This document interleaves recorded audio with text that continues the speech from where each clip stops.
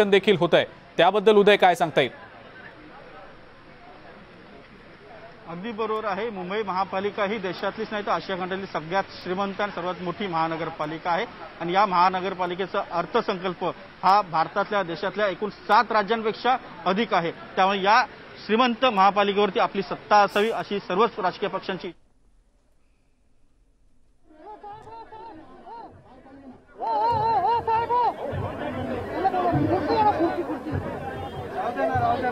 उदय यांच्याकडे आपण पुन्हा एकदा जाणार आहोत, मात्र तत्पूर्वी आपण आपल्या स्क्रीनवर सध्या ही दृश्य पाहतो आहोत। नारायण राणे हे केंद्रीय मंत्री म्हणून पहिल्यांदा मुंबईत आलेले आहेत आणि त्यामुळे जनआशीर्वाद यात्रेच्या सुरुवातीनंतर आता त्यांचा सत्कार होतोय, स्वागत होतंय। ही थेट दृश्य आपण सध्या पाहतो आहोत, सांताक्रूज परिसरातली ही दृश्य आहेत।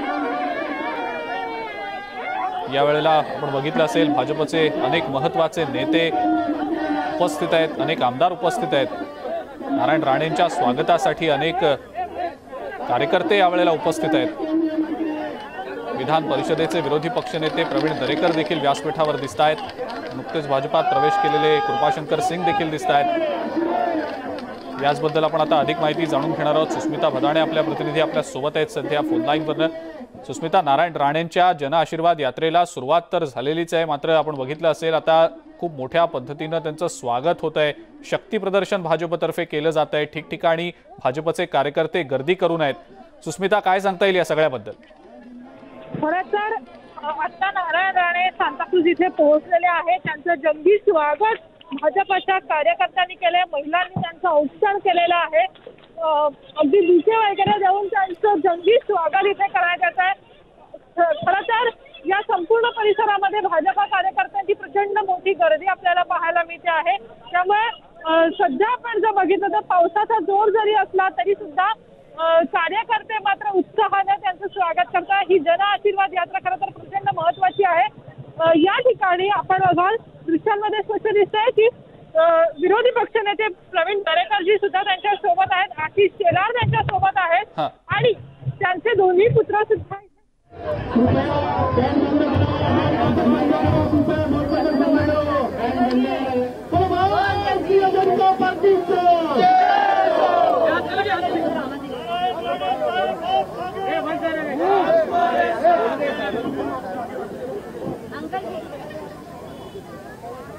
आशीर्वाद यात्रा एअरपोर्ट पासून सुरू झालेली आहे। बांद्रा खेरवाडी या ठिकाणी आले असता आपण सर्वांनी भव्य ते स्वागत करतात, आपले आभार मानतो। माझ्यासोबत सन्माननीय विधान परिषदेचे श्री प्रवीण दरेकर आहेत, सन्माननीय कृपाशंकर आहेत, आशिष शेलार आहेत, आमदार राणे आहेत, नितेश राणे आहेत, सुनील राणे आहेत आणि भारतीय जनता पक्षाचे अनेक पदाधिकारी सहभागी झाले आहेत। मी या सर्वांचा अतिशय ऋणी आहे। माननीय नरेंद्र मोदीजी पंतप्रधान यांच्या आशीर्वादामुळे मी केंद्रीय मंत्रिमंडळामध्ये कॅबिनेट मंत्री म्हणून मला जी संधी मिळाली, मी माननीय पंतप्रधान मोदी साहेबांचा अतिशय ऋणी आहे, अतिशय ऋणी। त्याचप्रमाणे सन्माननीय देवेंद्र फडणवीस आणि माननीय अमित शहाजी यांचाही अतिशय ऋणी आहे। मी केंद्रामध्ये मंत्री व्हावं म्हणून त्यांनी मला सहकार्य केलेलं आहे। मित्रहो, मी मुंबईत आलो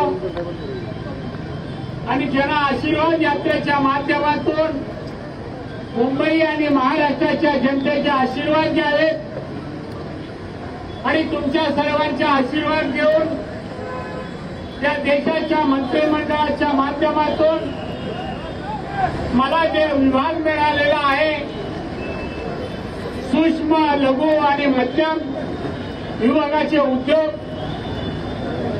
हे उद्योग मराठी माणसाला, तरुणांना उद्योग देऊन रोजगार वाढवणं जीवनोपाधी उत्पन्न वाढवणं, देशाचा विकास साध्य करणं आणि देशाच्या जीडीपी मध्ये वाढ करून मोठ्या प्रमाणात निर्यात आपल्या देशाची व्हावी यासाठी मी प्रयत्न करणार आहे. तुमचे आशीर्वाद मला या कामी येतील अशी माझी भावना आहे. या महाराष्ट्राने मला फार दिलं. आज हे जो उभा आहे महाराष्ट्रात आणि जेवढी पदं मला महाराष्ट्रात मिळाली त्या महाराष्ट्रामुळेच मला दिल्लीचा रस्ता मोकळा झाला अशी माझी समज आहे. महाराष्ट्राच्या जनतेच्या आशीर्वादामुळे मला हे सर्व शक्य झालं अशी मला प्रामाणिकपणे असं वाटतंय. खेरवाडीत आहे, बाजूला कलानगरी आहे आणि म्हणून काही गोष्टी त्यांच्या कानापर्यंत जायला पाहिजे.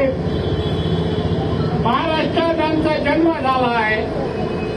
त्या महाराष्ट्राच्या इंच जमिनीवर या महाराष्ट्राच्या देशाच्या जनतेचा अधिकार आहे. अशा वेळेला कोणी विनाकारण आपल्याला झेपणार नाही. अशा गोष्टी बोलू नयेत. अन्यथा येणाऱ्या महानगरपालिकेमध्ये तुम्ही 2 वर्षात या राज्याला कसं मागे टाकलं, अधोतीकडे नेलं हे तर उघड होणारच आहे. पण मुंबईची जनता तुमच्या कारभाराला कंटाळल्यामुळे मुंबई महानगरपालिका कारभार तुमच्या हातात राहणार नाही हेही मी या वेळेला सांगतो. आणि म्हणून मित्रहो, तुमच्या सर्वांचं सहकार्य असंच लावू द्या, मिळवू द्या. आपण हा महाराष्ट्र छत्रपती शिवाजी महाराजांचा महाराष्ट्र समृद्ध करण्यासाठी माननीय नरेंद्र मोदी साहेबांनी जे मला मंत्रिमंडळात घेतलेलं आहे त्याला तुम्ही सर्वांनी आशीर्वाद द्या आणि द्याल अशी आशा व्यक्त करतो.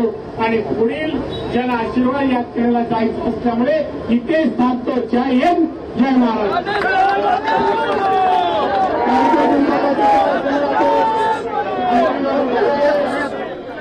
आपण पाहतो आहोत नारायण राणे यांनी अनेक महत्त्वाचे मुद्दे यावेळेला मांडलेत. महाराष्ट्राचा विकास हेच आपलं ध्येय असल्याचं नारायण राणेंनी स्पष्ट केलेलं आहे. गर्दी करा पण कोरोना नियम पाळा असं देखील यावेळेला ते म्हणालेत. मोदींच्या आशीर्वादामुळे आपल्याला केंद्रीय मंत्रिमंडळात स्थान मिळालं हे सांगायलाही ते विसरले नाहीत.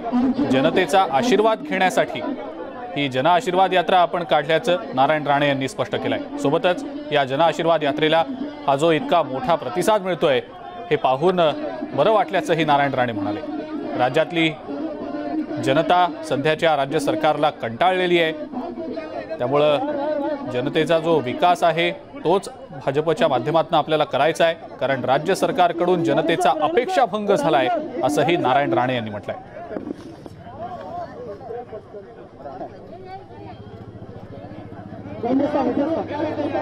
या महत्त्वाच्या बातम्यांवर आपण राहणारच आहोत. एका ब्रेकसाठी आपण थांबूया. बघत रहा न्यूज 18 लोकमत.